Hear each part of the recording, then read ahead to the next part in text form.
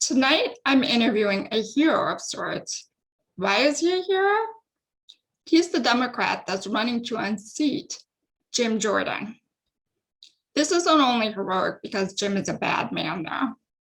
It's heroic because he has actual experience as an average middle-class American who has worked hard and even struggled at times to give himself and his family a decent life. He wants to use his experiences to give Ohioans true representations of their needs and their values. That hero is Jeff Seitz.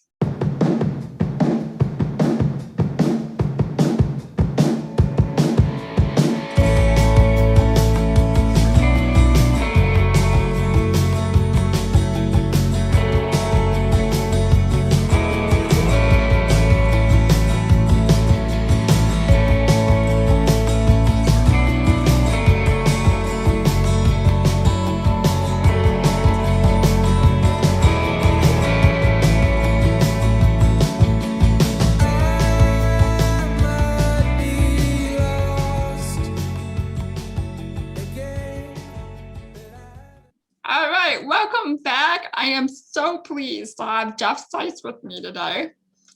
Jeff, can you start by telling us a bit about your upbringing, family, where you're originally from, and what brought you to running for Congress as far as life experiences and philosophy goes?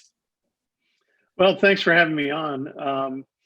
Again, my name is Jeff Seitz. I live in Lima, Ohio, which is down I-75 on the western side of Ohio. I've lived there a majority of my life, except for about 10 years when I was attached with the military or as a military spouse. So I just came back to my little old town of Lima after 98, I think it was. I have two older siblings, a brother and a sister that's older than me, and then a younger sister. And my father is no longer with us, but my mother is still among the living, as we say. And she lives with my older brother, God bless his heart. So took her in.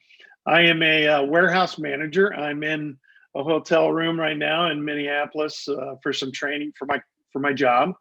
Nice. And so I also do campaigning for Congress against Jim Jordan, that the evil of the guys out there.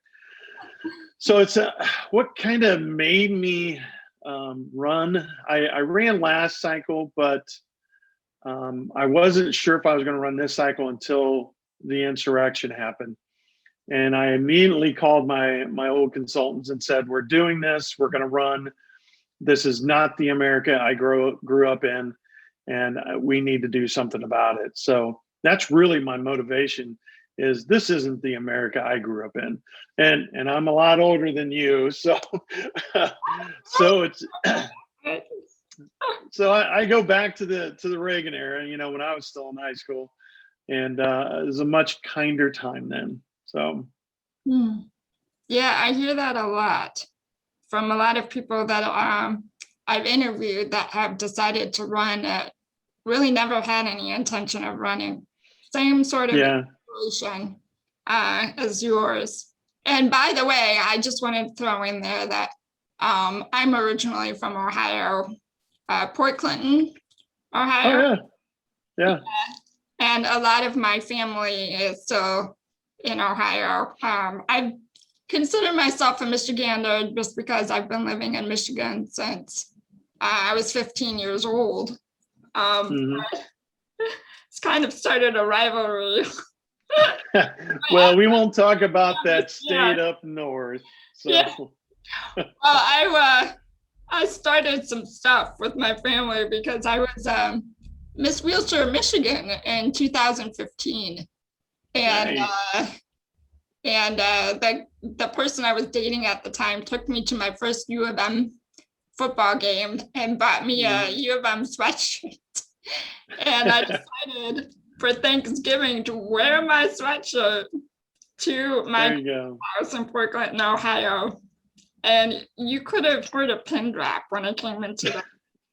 into the living room and entered the house, everybody just fell silent because the game was on.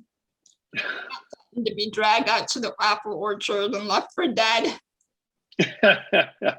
My house is a divided house too. My girlfriend is a Michigan fan and had her friend or her family over one year, and they were all excited for like a half a quarter, and then I kept saying they could come back, and they never did. So That's funny. That's funny. Yeah. Well, we don't exactly have the best track record against the Buckeyes, so. No, you don't. I'm willing to admit it. I'm probably going to get a lot of hate from our Michigan people from saying that. Probably. So, on to my next question. Kind of went off on a tangent there. Your opponent in this race, Jim Jordan, not well liked by many for a variety of reasons. But could you summarize for my viewers, not coming from a place of what he's doing wrong or done wrong, but from a place of what you would do better, what makes you the right choice to represent Ohioans? Well, I'm from Ohio. I've been from Ohio. Allen County, which is Lima, has always been part of the Ohio Fourth, even though the districts may morph this time around because of gerrymandering. Yep. So I know what I feel I know what Ohioans want from their representative. It's not just going to Congress and doing nothing like Jim Jordan has over the past 14 years. No bills presented by him. He may co-sponsor bills, but he's never had an original thought on a bill. So that's what I want to do is talk to the people. If just like a warehouse manager, I have to go out and talk to my people to say, what do you need from me? That's the same kind of philosophy that I'm going to use as your congressman, is to go out, ask you, what do you need from me? Because let's face it, you don't really care about me. You just want me to care about you. And that's what a congressman should be doing, which Jim Jordan is not. I love that. I love how you just summarize that, because that's the job. You're working for the constituents, or it's supposed to be, not the other way. So, and you stated once, as quoted in an article on cleveland.com, you said, we have to get back to agreeing to disagree with one another. Ronald Reagan and Tip O'Neill didn't agree on a lot of things, but they could come together and talk. And that's the kind of America we need to get back to. So I know there's a difference between traditional Republicans and fiscally conservative voters and the GOP members like Jim Jordan. How do you plan to appeal to the more moderate or left-leaning Republicans who may not feel comfortable voting outside of party lines, but know things aren't okay under the current leadership in Ohio? Right. I mean, it's you have to try and take away the R and the D and get down to the personal level and say to them, this is who I am, and can you trust me to have your best interests in my heart when I go to Congress and try and get things done for you? I mean, if it boils down to nothing more than that, is what is in your heart and how can I help you? Those are the main things. And if I can learn what helps farmer, is it ag tech that will help the farmer? Let's go after ag tech. Things like that we can help with. That Jim Jordan, I don't think he really cares about anything, to tell you the truth. I haven't really seen an original thought come from him. Right. But he's still getting reelected. And I think it's the stigma of the D. And you hear it all the time, is even for Democrats, I can't vote for that Republican, even though it makes sense in your heart that, yes, I think that person will do best for me. And that's what we need to get back to. Let's don't look at it. We can agree to disagree all day long without shouting at each other like we do nowadays. And trust me, my brother is a Trump fan and we argue a lot. And but here recently, I just got to say, okay, Ken, I understand. We're just going to have to agree and disagree on it and just drop it. Nice. No, I think that you're onto something about we're never going to get them, the people that don't agree with like certain democratic values, to listen to what those values really are and what we're trying to accomplish, unless we stop shouting long enough for them to feel comfortable enough to listen to us. So I think you're definitely onto something. Right. I mean, even today when I was going through training, we do some Stephen Covey training. And his one big thing that he always preached was first seek to understand.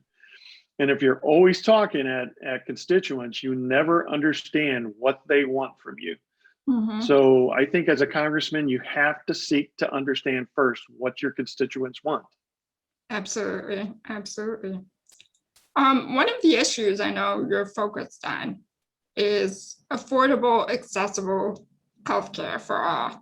Can you tell us from a personal standpoint, from your own personal experiences, why this issue is at the forefront of the ones that you're focused on, and what the difference between single payer healthcare and socialism is for those who may not understand that distinction?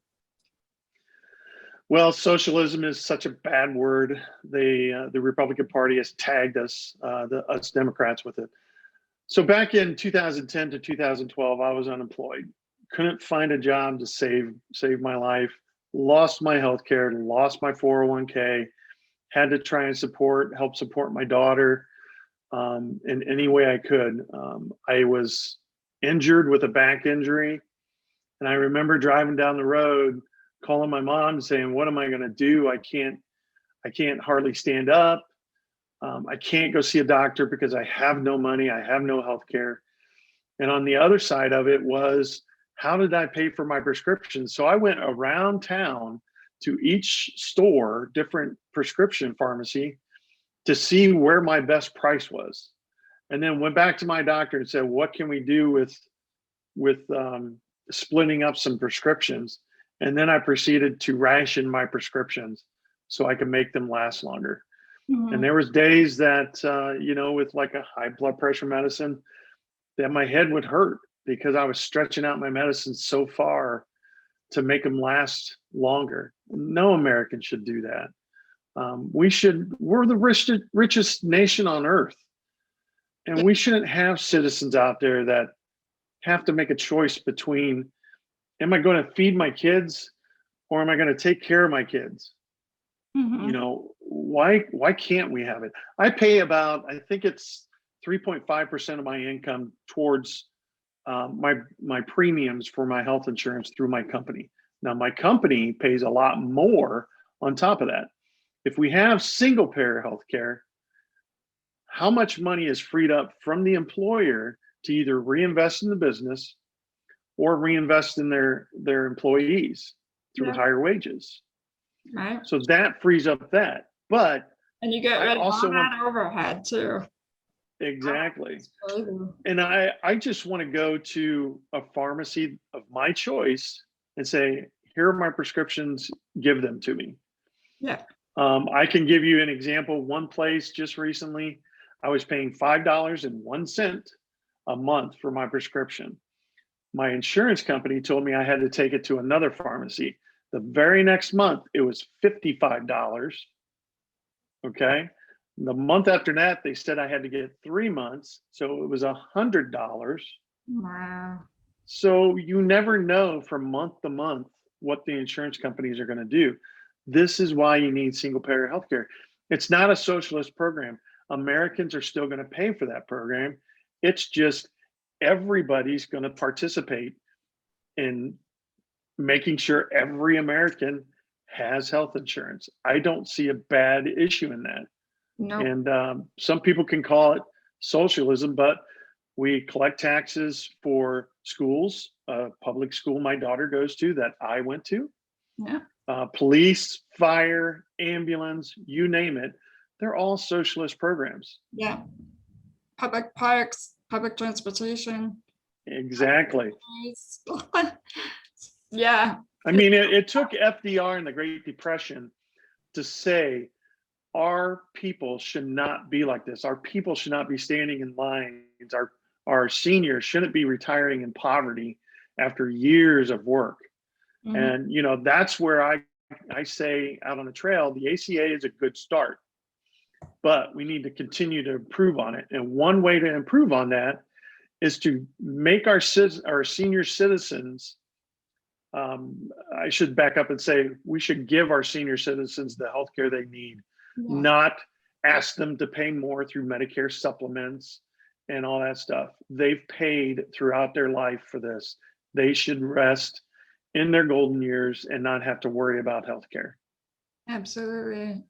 And I know that that's a big issue with you too, is the cuts to Medicare, Social Security, et cetera, that the GOP is constantly threatening. And, from a disabilities perspective, because I'm disabled and have been my whole life, so I haven't had the opportunity, because a lot of entry-level jobs I'm not capable of doing because I have some physical requirement element that I'm not capable of doing. And so I never got that opportunity to pay in to the system. But Medicaid is what allows me to have people come into my home, get up every day, out of bed and showered, and so that I can work at the kind of jobs that I can do and lead a productive, inclusive life. And this goes along with the cuts to Medicaid too. And I just think that it's really important that whether a person has been able to work or not, either way, when you're talking about healthcare and you're talking about, these sorts of social services, what you're really talking about is a person's right to live. It's not just healthcare, it's the right to life. Because if you're not able to live an inclusive life or live the most productive life possible, what life is that? Is that even life at all? Right. Right. I mean, my brother is disabled too. He had a disease called sarcoidosis, which I had back in 96 and 97, but he's got it magnitudes worse than I ever did. And he's got to take a chemo drug called Remicade. Now, I swear he told me 26,000, but he just told me it was 60,000 a shot, each shot. He tells me it's Medicaid that's paying for it. That's fine if he wants to say it's Medicaid. But still, he doesn't realize that his own party is trying to take those benefits away from him. And if they take that Remicade away, because that's the only thing that keeps his disease at bay, he's going to die. I don't care what anybody else says. He's going to die because it leaches that calcium out of his bones. And several times he's been so close to a heart attack because of the calcium level in his bloodstream. And he just doesn't understand that his own party is trying to kill him. Yeah. And people call it over exaggerating and being a liberal extremist when you say things like that, but you just put it into a real life example of exactly why it's true. Yeah, I mean, it's not exaggeration by the liberals. It's caring about your fellow American. It's caring that the person next door to you, is living a quality life, that so you go over and take them a batch of cookies or, mow their lawn or something. That's not liberal things. It's just looking out after a human being. I mean, where did we get away from that? Absolutely. And I have to ask, because it's such an important issue and one that our lives are being impacted by recently. can you explain your thoughts on gun legislation and what specifically, if anything, you think needs to change? Well, it's a touchy subject. We know the Second Amendment is the law of the land. Mhm. Okay, it's the part of the Bill of Rights. But we don't need an AR-15, aka an M16, a military weapon, on the streets of America. I've repaired those weapons in the military. I know what the weapon can do. They'll say that they use it for hunting, but I say if you take a 30-round magazine and empty that 30-round magazine at a deer and miss it, you need to go back to the range. It should be one shot, one kill. One shot round through the forest where if you miss, you don't know where that round's going to go and what's behind it. But if you're spraying the forest to kill Bambi, you don't know where all those rounds are going. I'm sorry. So we have to have the talk of what is good gun violence talk. We don't have to take your weapons. We've never really said, let's take your weapons. Exactly. Because a Mini 14 is a 223 round, which is the same round that an AR-15 fires, which is a 5.56 NATO round, which equates to a 223. So don't tell me that you need an AR-15 when a Mini 14 will do the same job. Mm-hmm. Mm-hmm. So I can speak to these all the time because I've repaired them. I know what the weapons do. I've got my brother-in-law has an AR-15 that he won at a gun auction. I think we need to close those loopholes, but there's nothing wrong with extended background checks just to make sure the weapons are getting into the right hands. And the law-abiding gun owners are taking the brunt of all these mass shootings, but they're also backing all of the assault weapons out on the market today. Yeah. Yeah. And I think it's interesting. I've talked to a lot of Democrats on this issue, and I've never actually heard a Democrat say that they wanted guns to be completely eliminated. Not the ones that I've spoken to anyway. They believe in the right of a person to defend themselves and their family and their home. But with a reasonable, Yeah. I kind mean, of, if you go back through history and look at Federalist Paper 29 by Alexander Hamilton about a well-regulated army, okay? That's the first opening words of the Second Amendment, a well-regulated militia, I should say, not an army, a militia. But back in those times, America was afraid of standing armies, i.e. the British, Native Americans. So they had to have protection against standing armies. And that's where a well-regulated militia comes into play. Now they can complain about gun control, but what does a well-regulated militia say to you?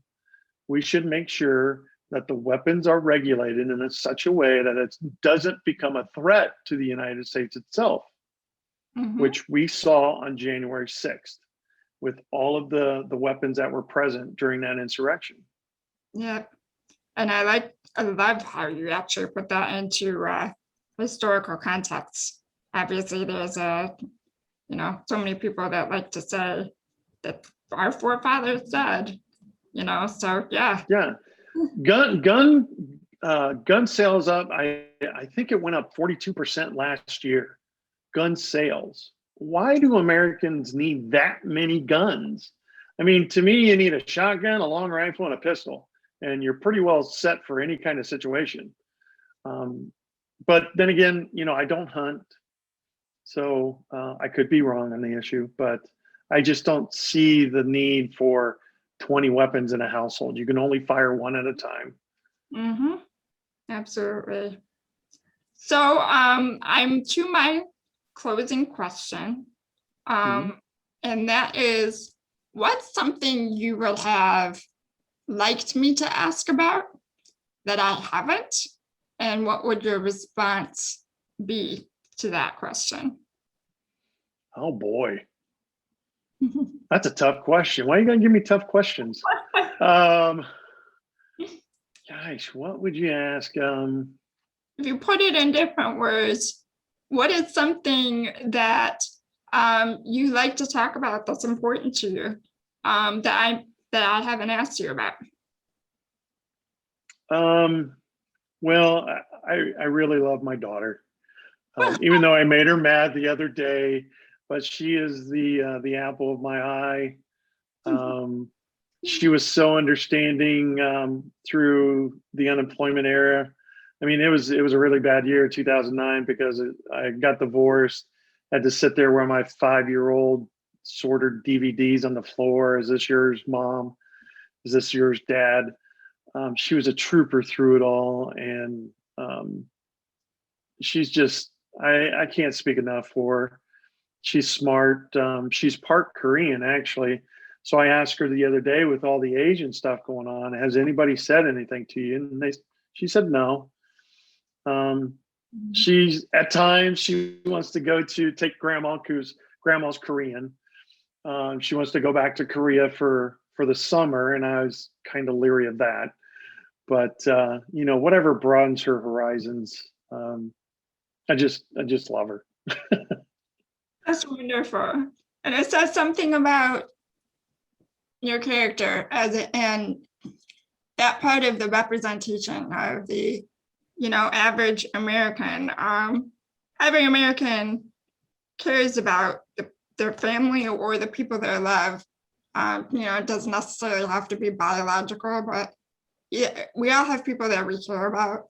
We want the best for them, and using your experience with how much you love your daughter and would do anything to make sure that she is happy and safe is something that I could see you applying to everything you do in a congressional role as well. But the thing is we have that in time of crisis for caring for one another. We saw it in, Pearl Harbor. We've seen it in 9/11. We see when times are tough for Americans, the political lines fade away, and we come together as a nation, and we say, how can I help you? And that's what we have to get back to. We can't allow these political divides to divide us any longer. It only hurts America, and it doesn't help us. It's wonderful. And you just reminded me of my interview with John Thiel. And he said the same thing. He said, I truly believe we could battle up 9/10, 2001 and go back to that, and the compassion and the empathy that every American felt at that time. Right. It'll take courage, yes, to do it. Absolutely. Well, thank you so much for being on the show today. And thanks for having me.